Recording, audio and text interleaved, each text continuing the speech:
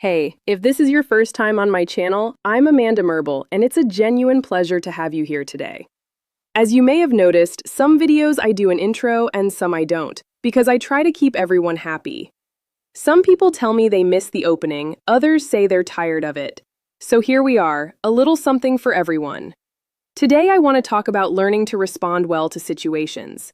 I believe that love should be organic. It should flow naturally. We should be ourselves. That part is clear. But there's also something to be said for developing emotional intelligence, for building the kind of inner strength that says, I'm not going to allow myself to be unnecessarily hurt.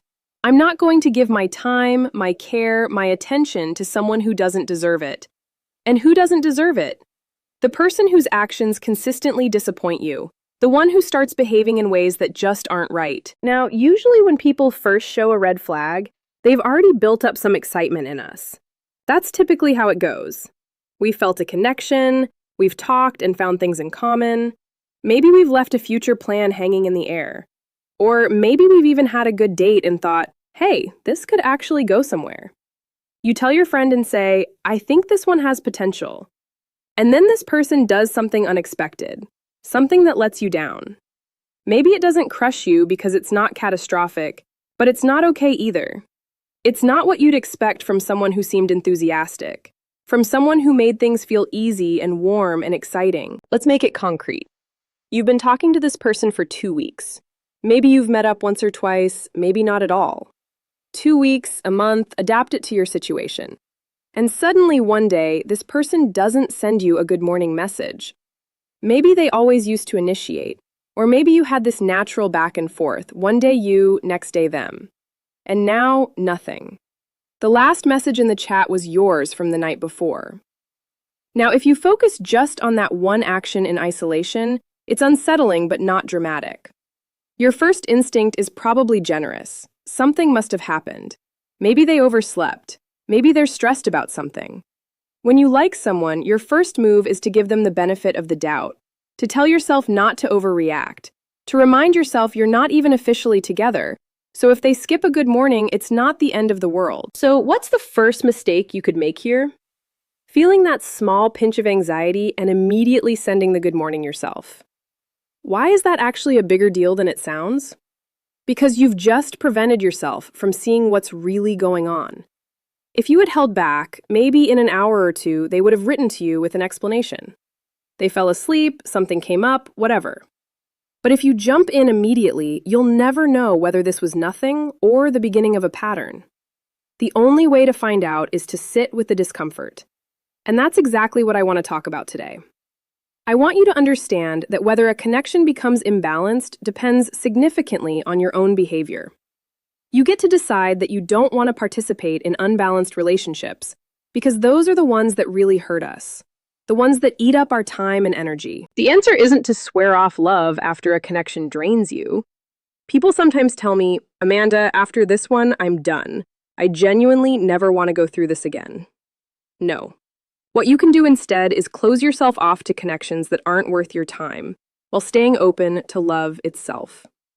And to do that, you become completely uncompromising about allowing imbalance to develop. Zero tolerance for brushing strange behavior under the rug. Zero tolerance for covering someone else's distance with your own effort. You forbid yourself from compensating, no matter how much you like this person, no matter how exciting the last date was. Because think about it. If that date was so amazing, why would this person suddenly start acting distant? If everything was great and you seemed to have so much in common, why would they go 2 days without any contact? You certainly weren't planning to disappear on them. After that date, you were already imagining summer trips together, wondering how your friends would take to them, picturing a romantic weekend getaway. You were not planning how to get on their nerves. So the answer isn't to become manipulative yourself. It isn't to pull out your own playbook of hot and cold games before they can do it to you. Sending mixed signals, being available one day and gone the next, saying no when you actually mean yes, that's not the path. The real path is learning to control the extent of the damage you allow. This person can disappoint you to a certain degree.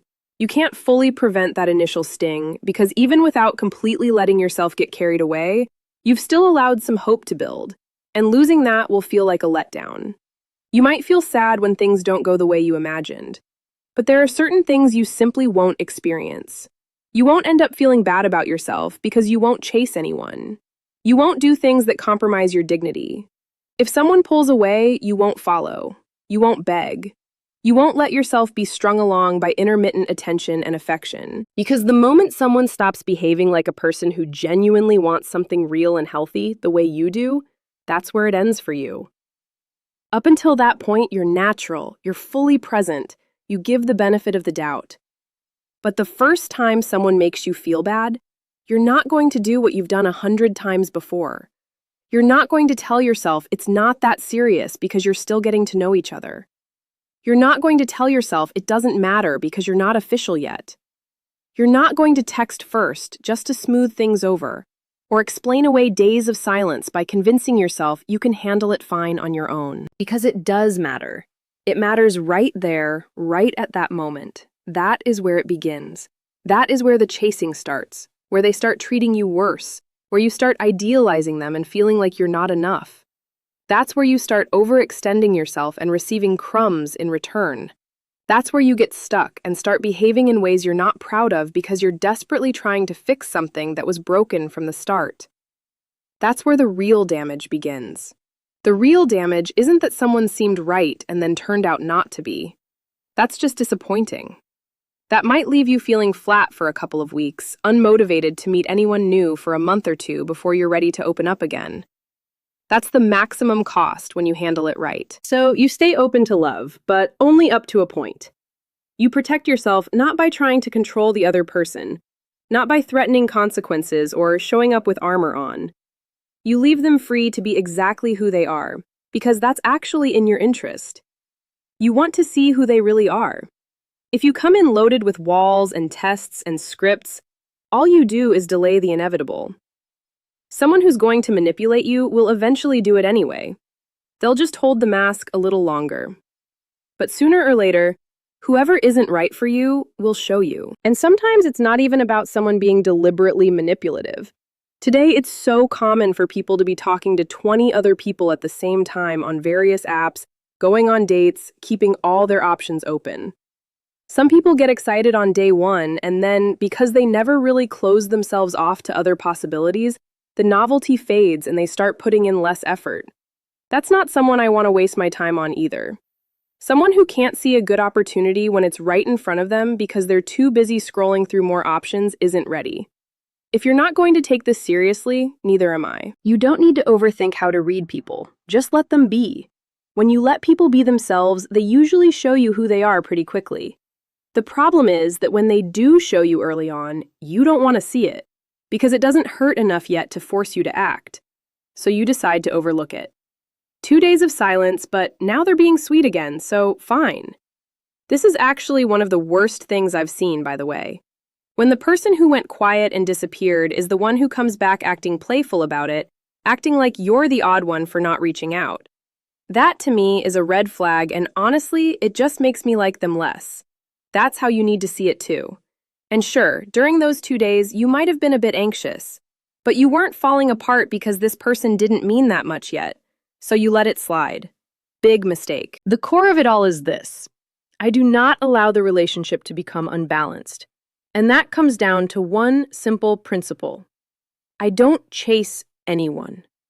If you stop writing to me, you won't hear from me again. I don't accept excuses.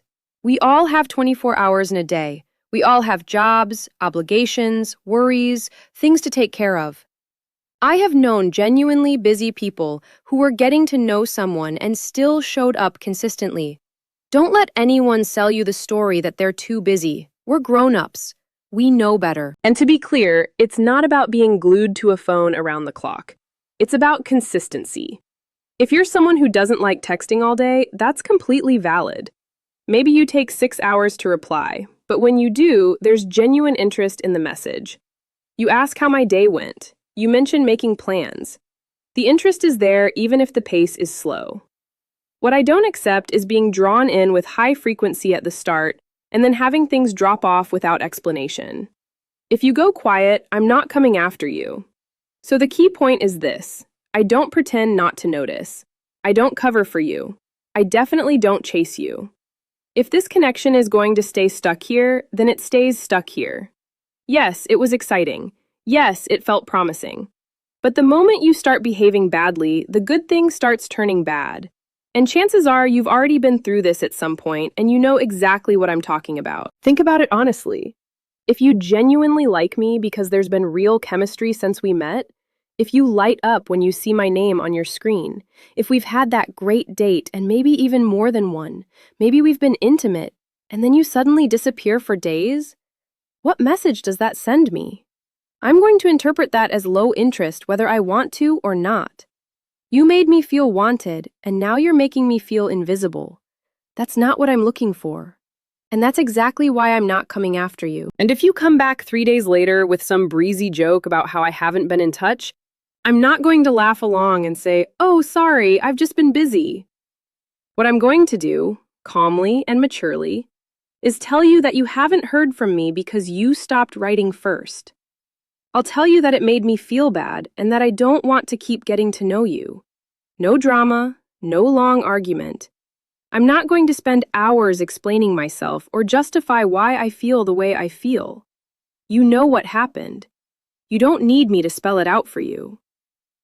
If the disappearance was particularly bad, I might not even respond at all.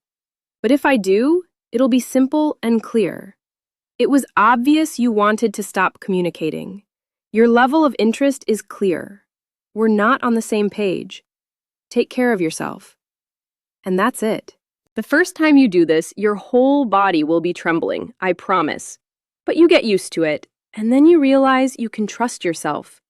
You realize no one is going to walk all over you anymore because you won't allow it. Because for someone to end up treating you badly in a long string of ways, you had to stay after the first thing, and the second, and the third. If you leave at the first sign, there's nothing to build on. If you're not willing, no one can put you in an undignified position.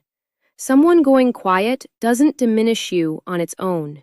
It only becomes humiliating if you react by spiraling, chasing, crying, demanding explanations, making a scene. That's when you feel small. Their behavior says everything about their maturity and their character, not about yours, unless you take the bait. So you can go into any new connection knowing with full confidence that this person will not manipulate you, will not disrespect you, will not end up in a position of power over you, because you simply won't allow that part. And you can trust yourself completely because no matter how attracted you are, your values are solid and your mind is made up. That changes everything. And that's what I'd love for you to make your own. Not in the early stage, when you first find my channel in the middle of a painful situation, and you watch video after video until you finally find the strength to walk away and slowly realize you're capable of so much more. That's a beautiful start. But now we need to grow from there. For those of you who've been here a while, this isn't about being afraid of love. It's about knowing that you have your own back, that your side of things is solid, and that you simply won't allow anyone to treat you in ways they shouldn't. And that's not pride talking. It's self-respect. It's dignity. When someone truly cares for you, they don't put you in a position where you have to choose between your dignity and being with them. And whoever does force that choice, the answer is always your dignity. Because that person will never bring you anything good. I hope this video was useful. I hope you enjoyed it. If so, and you're not subscribed yet, I'd love for you to do that and hit the notification bell so we can meet again very soon. Until then, as always, sending you a big kiss.